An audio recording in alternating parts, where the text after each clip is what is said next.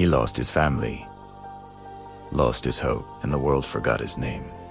But one stray dog stayed beside him, and on the night disaster struck, she saved his life, at the cost of her own. In a quiet mountain town in Colorado lived a man named Ethan Cole, a quiet, distant young man who kept to himself. He grew up without parents, and after years of loss and tragedy, the townspeople began to see him as unlucky, someone followed by misfortune.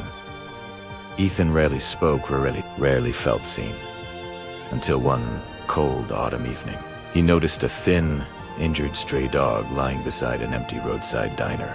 The dog didn't approach him, but she didn't run away either.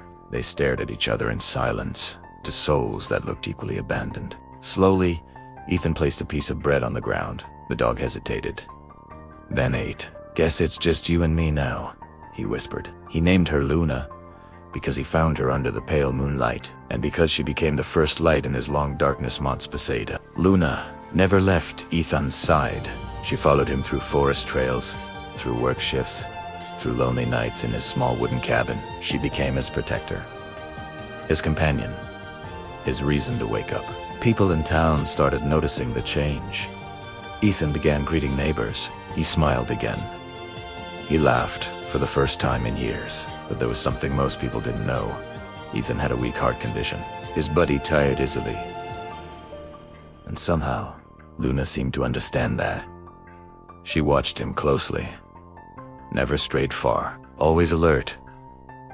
One stormy night, a violent earthquake shook the mountains. Sirens screamed. Rocks tumbled.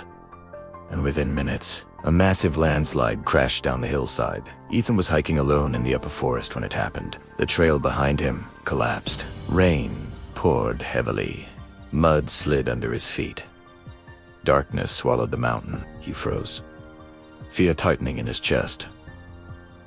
I can't move," he whispered, shaking. But Luna barked loudly, urgent, desperate, pulling at his jacket, pushing him forward. She refused to let him stop. Step by step, they moved through mud and falling debris. Eventually, they reached a narrow cliff path. The only way down, the trail ahead had collapsed, leaving only a thin ledge barely wide enough to cross.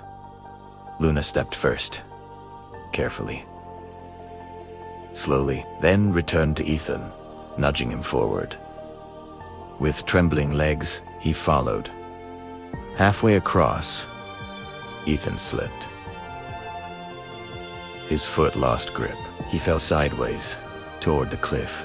In a flash, Luna bit onto his jacket and pulled with everything she had. He screamed, grasping the rock as the dog strained with all her strength. And somehow, he made it back onto the path. But as Ethan regained balance, the wet soil beneath Luna gave way. She slipped and fell onto a lower ledge, injured, barely breathing. The rain slowed. The world grew quiet. Ethan crawled toward her, crying, shaking, holding her fragile body close.